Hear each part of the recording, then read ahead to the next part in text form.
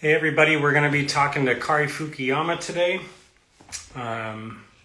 We're just waiting for Kaori to join. So, might take a minute. We have a ongoing schedule of artists that we're going to be interviewing and other people that have to do with bread and salt and things like that. Coming up, we have Jim Brown tomorrow. He was supposed to be today. I messed up the schedule. So today we have Kaori. So Jim Brown is tomorrow. Then we have Claudia Cano, Mario Chacon, Daniela Kelly, and Chris Wassel. And there's lots of other people coming up, so we're just trying to organize the schedule. Still waiting for Kaori. Maybe I'm early, I don't know. If anybody has any questions, use that question icon down at the bottom. We're still adding all the videos to YouTube.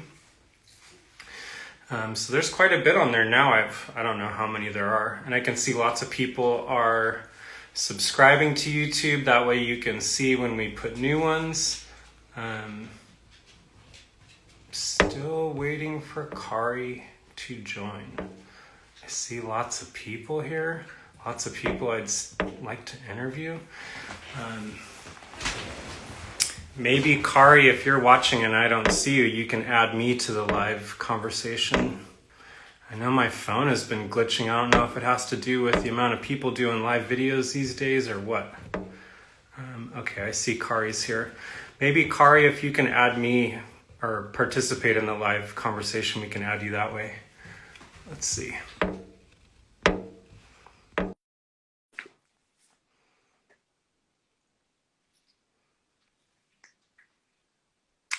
Looks like it is next. Hi. Hi. You're there. Yes. Let me make sure my settings are okay because I seem to be having a little bit of an issue.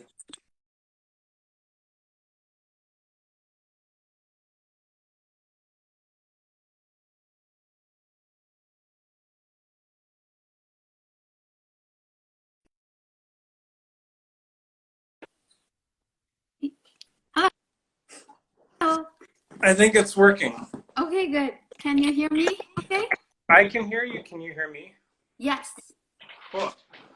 Well, I'm at home today. I've been kind of, going to bread and salt as needed for maintenance, but the Wi-Fi for me is different in places. Are you at home? You have a home studio. Yeah, I'm in my studio at home.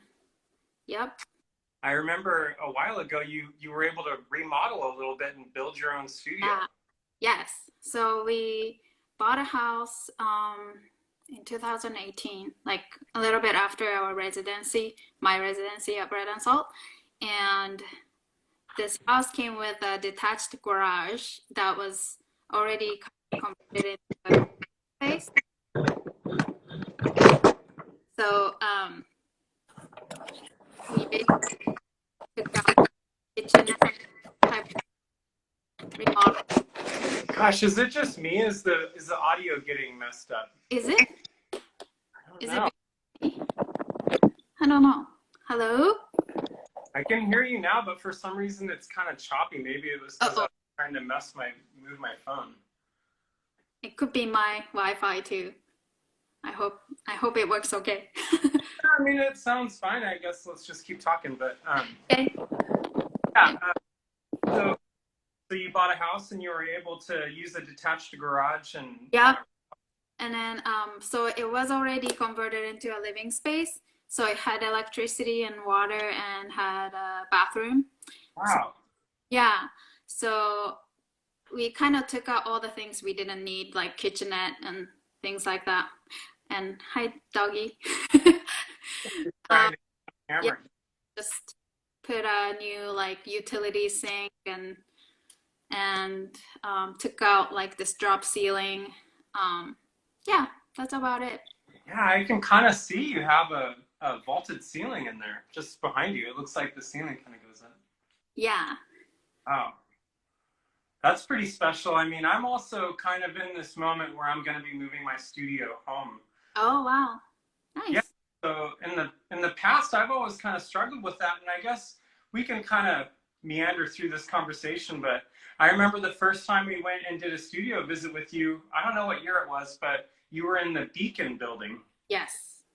And you were painting Yeah. flat panels. Yep. But something that was really neat at that time that we were excited about, I think it must have been when you did the residency, we went and just came to do a studio visit. Mm-hmm. Right before my residency, I think. Yeah, I had a couple friends that had studios there. Matt Mahoney had a studio there. Carl Pilato had a studio there. So, Yep. yeah, that building's pretty neat. I liked it there, but it was like right after. So I used to be in Glass House, and I know that. yeah, and the glass closed, and I kind of had to look for a space like quickly, and I got in there. It was a really great space, and I really liked it. But there is this like always this uncertainty with renting a space, and I felt like ultimately I really need to find a way to build my own studio at home or something. And when we looked for a house, we just kept that in mind. Yeah, I, for the first time, really tried to do that too. I just had to think, like, I can't deal with the, like, constantly moving the studio. And I never liked the idea of working at home before because I always liked being able to leave and have the studio be the studio and, like, not distracted. But yeah, I had the same feeling. And actually, having this space being detached and just actually leaving the house, even though it's like 20 feet from my house, it's nice, and I can just stay here for hours and all night. And it's funny, like, all of a sudden, I haven't really thought about it, but the idea of, like, that bothered me about having a home studio 15 years ago or something, it was because I felt like there were distractions at home, like a telephone ringing or anything like that. But I guess now, like, we're constantly distracted anyway, so it's like, you can't really get away from technology now. It's true. I guess, yeah, I mean, it kind of makes sense for a lot of artists to just transition out of that studio thing, but yeah. I'm surprised to hear you had sorry, I'm jumping in. No. I'm surprised to hear you had a space at Glass House. I'm throwing a timeline, like, when did that happen? Because so many of my friends were there in the beginning and, kind of struggled through the fire marshal stuff and all that kind of thing. So where were you there and when did you leave? I believe, so I think I started renting a space around 2013 or 14. Mm-hmm. And then the closure, I believe, happened around 2017. Yeah, probably. Yeah. And then that kind of prompted me to actually contact Isabel to see if you guys had any space. And then like the artist in residency opportunity came. Wow. So yeah, that whole year, like, I think I moved studio like 3 times from Glass House to Beacon and then the artist in residence studio and then this house. So crazy time, but well, I don't know.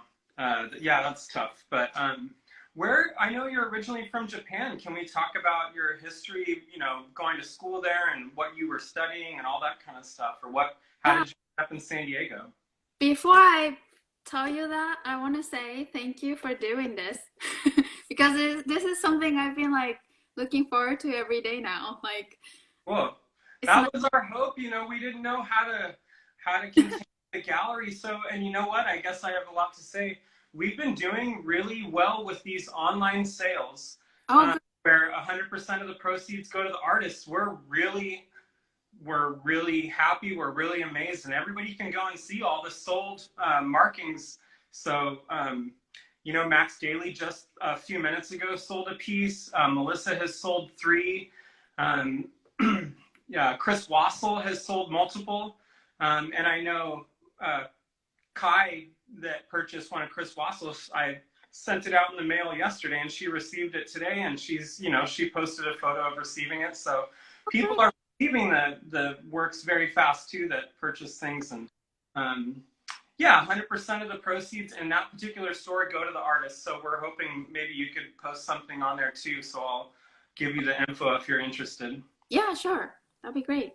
Yeah, Okay. we're just trying to figure out a way to make Bread and Salt participant in everybody's kind of thirst for art, even though we can't be a, Yeah, tour that's gal. it's been giving me like some sort of routine in my crazy daily life. So that's Yeah, great. cool. Yeah, and then we're posting them all to YouTube, so this video will be on YouTube too. Cool.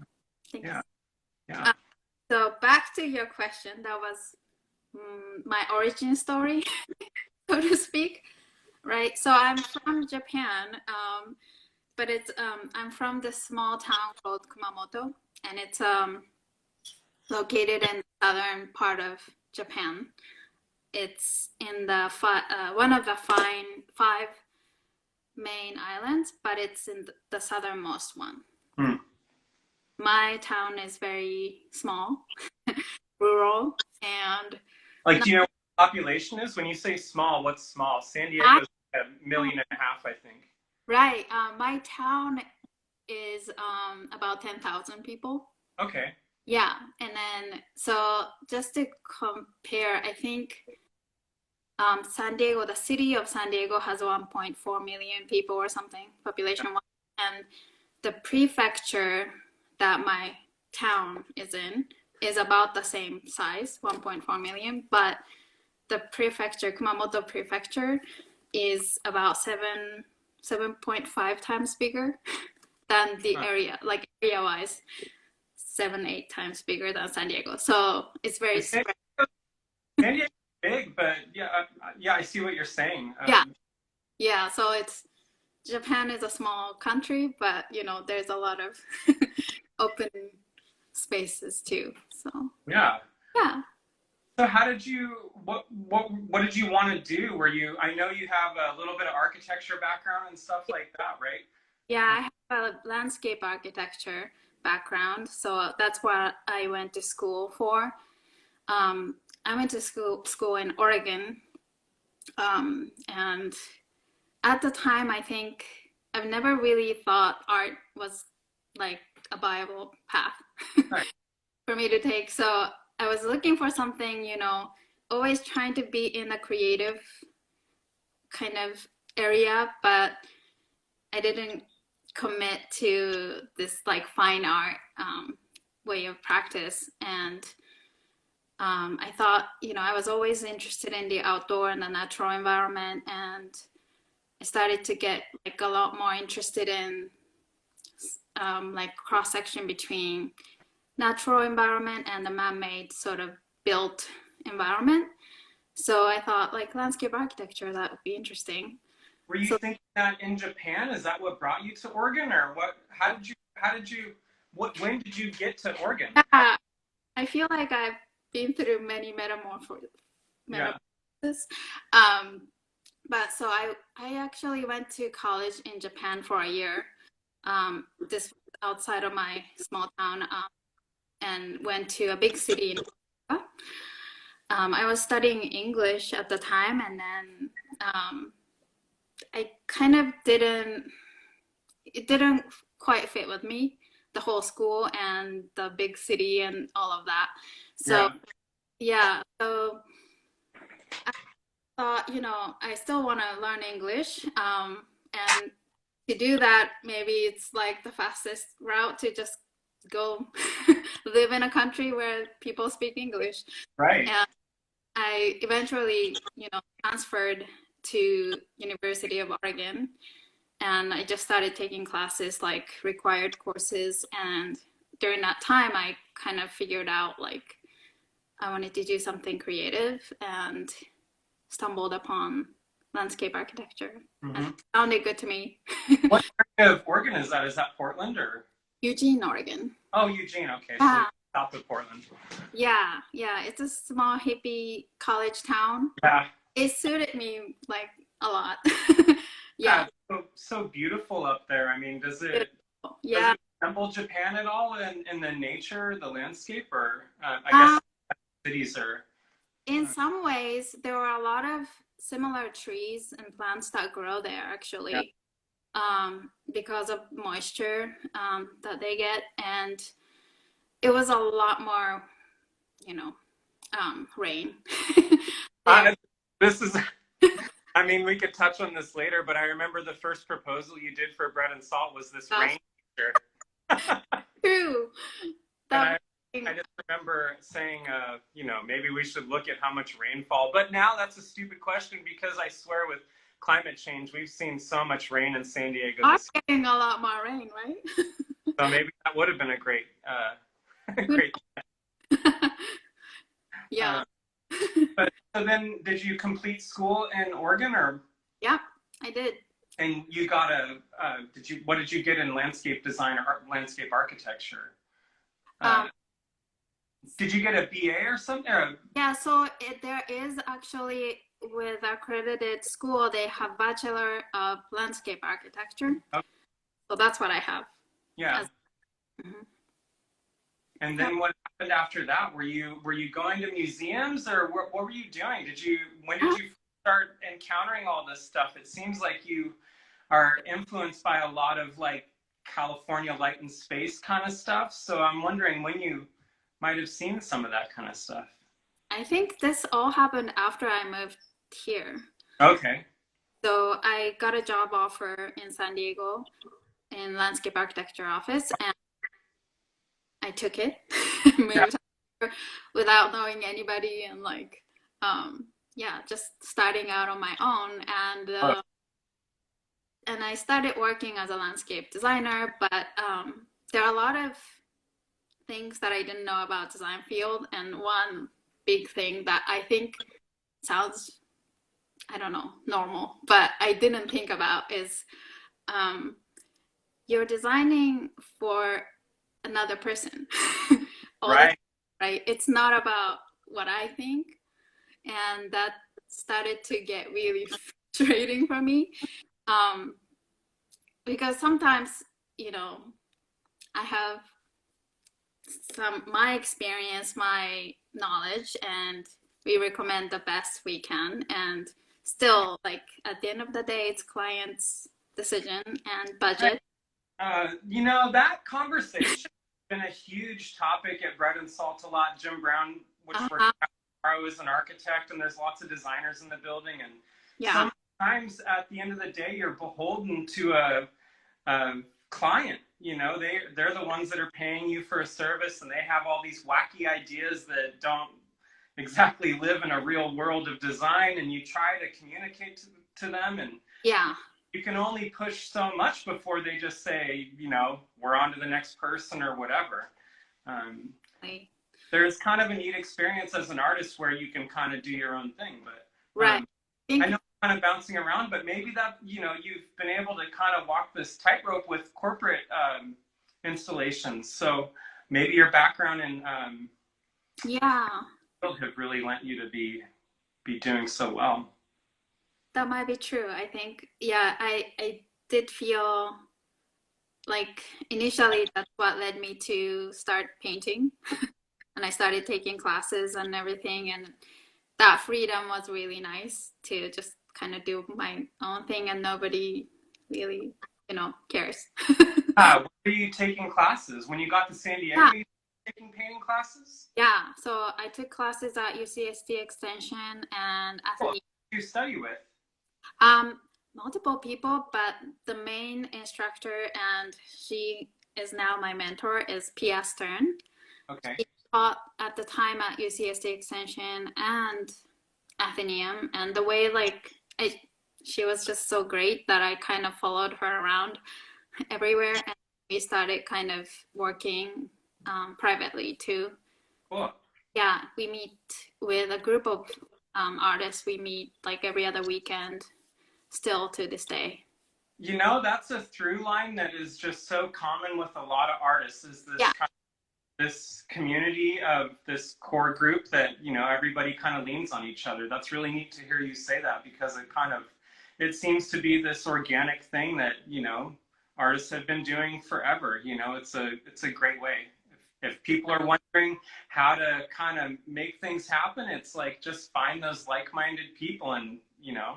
Definitely. And I feel like that's where I feel very safe to kind of, show my new idea or anything to test, and see Yeah. what they think, how they react. And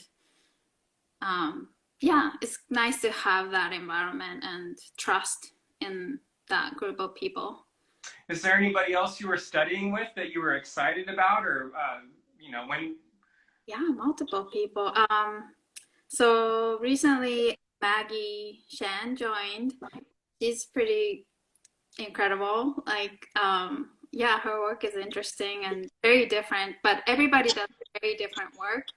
And this group, I feel like everybody's sort of shy and they're not very big on social media or anything, but they just have this amazing work. They're not doing it for any other reason, just to create. And yeah, they're really amazing.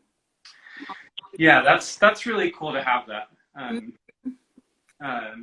so where does that put you in the timeline of doing the UCSD extension, and does that bring you to being at Glass House? Were you at Glass House then, or? Yeah, I think around that time I looked for space kind of all over San Diego, and I like stumbled upon Glass House. And when I went to see the space and Matt Devine was there, it was like beautiful and perfect, and I was like, I'll take it. So we actually, I don't know if he remembers, but my studio was above Michael Armstrong's studio. Which probably was Michael's old studio. Was it? He was upstairs before that, so. Oh, that's cool. Michael's watching, but yeah, Michael was one of the first people in there when Matt built that space, and Michael stayed there for a long time until he just outgrew it. But I'd love to talk to Matt Devine too. I don't know if he would want to do it, but he's been really great watching. I know he's got a studio in Oregon now too. But, yes. Yeah, he's been kind of, always just building and doing stuff and being really successful with his art and everything. And it was such an inspiration to watch him do Glass House, That was a great space, and Kathleen was there. Yeah. It was a really great community. At the time, I think, working full time. So my time there was kind of funky, and I would go there at night, like after work. So I didn't see a lot of people, honestly. But, it was really nice to know that there are people around and just making their own thing and just like not alone, Yeah. That's nice. Had you started studying contemporary art on your own, or what? When did you start realizing the direction you were heading? I think growing up, my dad took me to museums a lot, but it was mostly like he was really into impressionist paintings. Yeah. I haven't really seen like anything contemporary till probably, around my college days. And then after I started like studying with various teachers here, and Pia me do. Sorry, am I in here? Did I see you again. It glitched for a second, but. Oh, sorry. I think it like popped out like my batteries beeping me. Okay, great. So yeah, The great thing about these videos, they're like. I'm sorry for the. Nobody knows what's gonna happen. So my instructor Pia definitely recommended me to like see all these different shows and introduced me to a lot of different artists and painters, and yeah, I started looking into them and reading about them, and yeah. Did you travel to LA? Were you going to New York? Were you going to San Francisco to see shows? Anything that really struck you, or? Yeah, so definitely LA and San Francisco, I went a lot. One particular thing I remember is the James Terrell show, the retrospective at Lacma. Yeah. And that was just kind of eye-opening, and it really changed the way I painted. So Mm-hmm. that's when I started painting in oils, making, these two-dimensional paintings, but that looked kind of like it's lit from within. So it definitely became more about light itself, but using paint to do it. Mhm. Yeah, I think that, the paintings that we saw of yours were these kind of gradient colors, and they were kind of, they were still square, flat canvases, but you were definitely playing with, the surface color field and just kind of light and shadow and everything. Yeah, yeah, yeah. Looking behind you, I see these shaped canvases, and I've seen some photos and things like that of the shaped canvases. And at Hmm. the time when we saw your studio at the Beacon, you had things that you had made with disposable straws and plastics and Yeah, weaving that you were doing. It looked like you were kind of, you were experimenting all over the place. You had traditional kind of paintings set up, but then you still had natural materials like pine needles and things you were weaving with. And that's true. Yep. um, yeah, Yep. what were you thinking at the time when you were using like a plastic or a pine needle? Like what were you thinking? At that time, so that was a really interesting time because I've only, in terms of art, I've only made paintings up until that point, and my paintings were becoming more and more like wanting to be three-dimensional almost. And, I was exploring these like trompe-l'oeil type of paintings that are like have this optical illusion, has dimension or depth, but it's just on a flat surface. And then I started thinking like, is this really all I want to do, or is there something else that, I haven't explored because I just, picked up painting. Like it's not like I've tried all these different things and arrived at painting. Right. So then I felt like I want to try something three-dimensional. I just didn't know how or where. And around that time, I think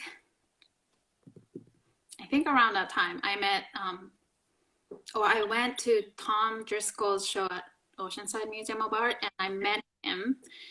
And I'm not sure if it was before or after, but he was so kind enough to like invite me to his studio, and like we talked and just watched the way he makes things with these various materials, and like, like he had this amazing eyes and like hands to make these such different materials into like this new thing, but it looked like these materials wanted to be that thing. Right. Tom Driscoll is a master of the everyday object. I think Tom's watching right now. I'd love to do an interview with Tom, and Yeah, I talk about Tom every day at 1 o'clock for an hour. This guy, that would be amazing. yeah, incredible. Every day. Self-taught, basically artist. He went to Southwestern College in the early 60s and got to, see Robert Irwin talk at Southwestern College, and things like that inspired him. And he was able to work at a science lab as a cleaner and came across everyday objects, and it kind of just kept informing his practice. But, Hmm. you know, I constantly tell artists or young people that are looking to find a direction in what a home studio might look like or what an actual studio might look like. Tom has been working as a professional artist for decades, Yeah. and his home studio is beautifully set up. It has a small outdoor work area and a beautiful indoor viewing space, and it's all done, you know, with his hand and on a budget, and he Hmm. archived all of his works over the decades. So it's a real inspiration, and he loves getting studio visits. So when everything gets back to normal, whatever that's going to be in the future, I suggest people go and visit Tom Driscoll, Definitely. or Definitely. look at more of his work online. But it's neat to hear you say that that was an inspiration to, um, Definitely. Yeah, I think I was trying to be like Tom for a while, you know. Me too. I'm completely guilty. I think a lot of people. Yeah, that's why I think I try to, work with these everyday materials and see what happens and like try to kind of um, learn how to work with them. And initially, Yeah, I realized that I was like forcing these materials to become something else, and I like stopped myself because like, what am I doing? This is just like so the opposite of what Tom would do. So, right. like I was kind of constantly thinking about that, and yeah. Well, I noticed in some of the little comments and things that you write, you talk about play and Mhm. playing with the work, and that's Tom all day long. Is just the Yeah. active play and art making, and I think we've touched on that on a few different interviews. How important it is for artists in the studio to just be experimenting, and when it's not fun anymore, fuck it. Like don't waste your time. Being upset or angry in the studio. It's about experimenting and playing with, you Mhm. know, all Yeah. that stuff. Um, Yeah. so, at what point did you start um, in the studio at Bread and Salt? I remember there was this really neat moment. You were also one of the artists that just kind of like hit the ground running. You had these big ideas about projects you wanted to do. Hmm. Uh, and I remember having this conversation with you. Sorry, my nose is itching. I'm gonna sneeze. Are you allergic to something? Your beard? My beard, probably, That's right. not my dog. But you have this idea to use rocks and kind of bring the outdoors into the studio at Bread and Salt. And Mhm. I remember telling you about experience that I had by writing a letter to a corporation to get free product or asking them for a free product. And I know you did that. Is that Ah, right? yes. Thank you Uh, for telling me that because I did get a donation of those pebbles to finish my work, which was like amazing, and you know didn't have to break my bank, and yeah, yeah. I think sometimes artists are not familiar with reaching out, like so many times we're all so insular and we, you that know, function well in this kind of crisis. Everybody's kind of like, wow, I can get some work done. But right. um, It uh, occurred to me until you said that, and I was like, oh, I should always ask. It just doesn't hurt to ask. it doesn't hurt. And you could apply that to anything, whether it's an installation or whether it's just everyday product. If there's a product that you like, if a particular pencil or paints or industrial product like rocks, call a local supplier, find somebody and just ask. It doesn't hurt to ask. Yeah. It takes 2 seconds. If they say no, whatever. And in your case, and in my case, multiple times it's worked. So, and a lot of times people are happy to help. Yeah. Um, but so moving on from that, I remember you did that installation, and you also started doing these wall pieces with acrylic rods. Yeah. Right. So what was that experimentation like? You were drilling into the wall, you were trying to do all these different things with Uh, mono. Um, so, um, so the first installation I did with the pebbles and the fabric, it was really kind of about the whole space and those red pipes yeah, everywhere. Studio like really just kind of made me think of those torii gates at the Shinto shrines in Japan. And this was right after the glass house closure. So it was so fresh in my mind where like how important this space was to me or to any artist to have this like space dedicated to making art. And whether it's like physical space or mental, but in my way, like this was kind of how it um, manifested. And I wanted to kind of create this sort of gate to enter into that space that makes it sacred. And that's what that was about. But the after that, I kind of started experimenting with many different materials again, and I stumbled upon those acrylic rods. and I didn't know what to do with them, but I kind of liked the look of that, like aesthetically. And what I noticed was they're almost invisible. Hmm.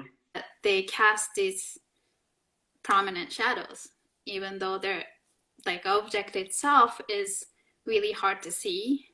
Not like the shadows are prominent. So I thought, I kind of want to play with this idea of like um, how we see shadows first and objects later. Because most of the time we see people and shadows attached to our object and the shadows. And I thought that was kind of an interesting, tricky, like experiment. Yeah. And in that studio, it because of the fluorescent lighting, for some reason, all of the shadows on the wall, like no matter how I try to like make shadows, they're all horizontal. Like Yeah. horizontally, and like that's interesting. So I decided to make these drawing out of shadows with the Mhm. rods. Uh, when you go looking for industrial materials, are you just buying things? Are you going to particular stores with an idea, or are you just collecting things and experimenting in the studio? How does the mission normally kind of happen for you when you're finding these materials? Yeah, I think I just go to store, look for things that like I don't have an idea of what I'm looking for, but something catches my eye, then I kind of take a sample or, buy a little bit, like a few things, and then take it home, take it into studio, and just experiment for a little bit. And if I have kind of a more concrete idea, then I buy more to Yeah. make something. Yeah. Um, Seeing the where did the molded canvases and things like that start? Did the paper stuff come first, or and the kind of framed dimensional paper works, did that come first, or the dimensional canvas come first? What happened there? How did you arrive at that moment? I think they came around the same time. Yeah. First, I was interested in, I think, these shaped canvases. So I was thinking of this idea of like, the paintings doesn't need to be flat and it doesn't need to be just like um, two-dimensional. Yeah. So I was kind of playing with that idea and I made a maquette out of paper and just to understand what I'm trying to do. And then at some point I started thinking like this can be its own thing. So I started making kind of both at the same time. Yeah, that's cool. Yeah. Um, do you do any writing about your thoughts on this kind of stuff, or do you read any writing on this type of phenomenological kind of stuff, or?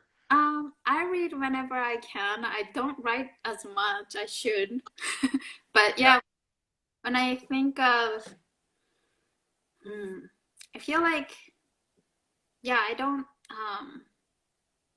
I had actually made a talk for CAC, the Contemporary Arts Commission or Committee. Yeah. Um, and that kind of gave me a really good opportunity to really think through like what I've been doing and what I've done. And that made me like kind of forced me to write things. And it was really helpful. So I think I might want to do more. But it wasn't kind of wasn't a part of my practice. Hmm. It I realized it helps a lot. Yeah. Yeah. Um, what was it like, and how did you end up getting the commission for the North Park Target building? What was that transition, and how did that happen? I mean, so many artists out there, everybody wants that gig, for some big thing. So I'm just kind of wondering the steps that brought you to. No, that was a crazy thing.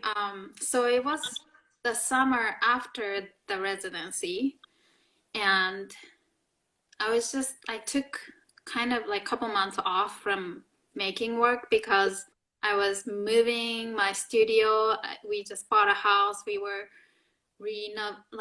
renovating the bathroom before we moved. So there were a lot going on.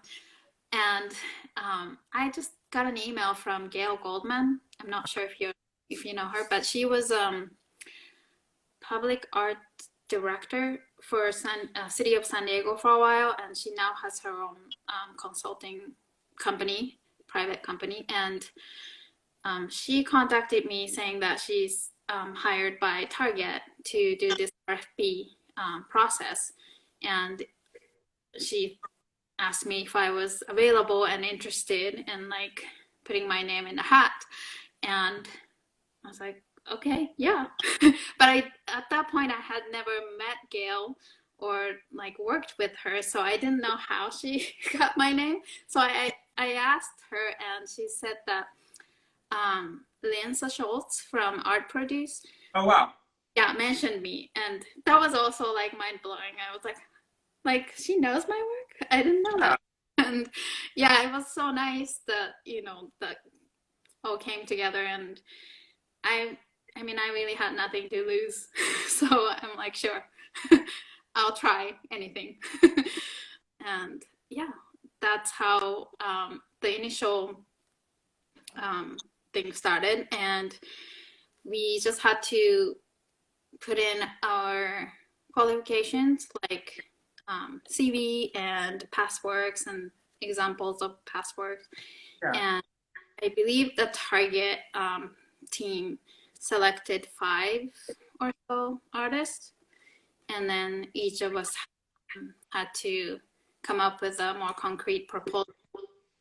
They gave us, I think it was like a month to prepare, and then sent it to the panel. It was just representatives from Target and I think community members from North Park. Yeah. I think I remember Madge was there. Cool. Out of public artwork, and yeah, I'm feeling like, oh, I'm glad she's there. I know one person.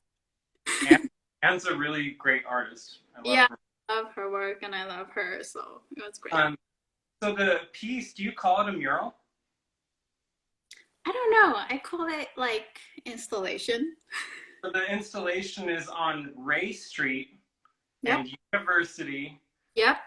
1 block east of 30th. Yes.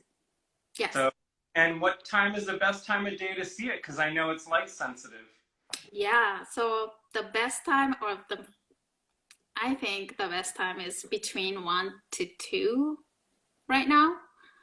And the reason it's the best time is it starts out, the color goes all the way down to the street, because they're made of these colored polycarbonate panels that they're all protruding from the wall. And as soon as the sun clears the building out to the west side, it starts to cast these colored shadows. And initially, like when it starts, it's a very muted kind of blended colors that goes all the way to the sidewalk, and then it gets shorter and shorter and shorter as the day goes. But 1 to 2 is like the most dramatic change. Wow. Longest 2 just kind of goes pretty quickly to relatively short. How did you work with engineers to arrive at a way to adhere the polycarbonate panels, or how did Target have to supply the access to their engineers, or did you have to pay for that kind of stuff? Or so Target has their own architect, and so he was working on the building, but I believe they have their own engineers as well, who did the seismic testing and everything on the material, and they also worked with a separate vendor who manufactured all the panels and the brackets that supports the panel. And it was like really, I felt like it was a very supported, team, and they respected my design from the beginning. And all I had to do was kind of look at the prototype that they sent me and just review it and approve it. But it went overall, everything went smoothly, except for one part, which was the city of San Diego holding up a permit. That took months. But everything else was pretty smooth. It took about 3 months. Oh. Yeah. Yeah. Which was interesting, and it was a surprise.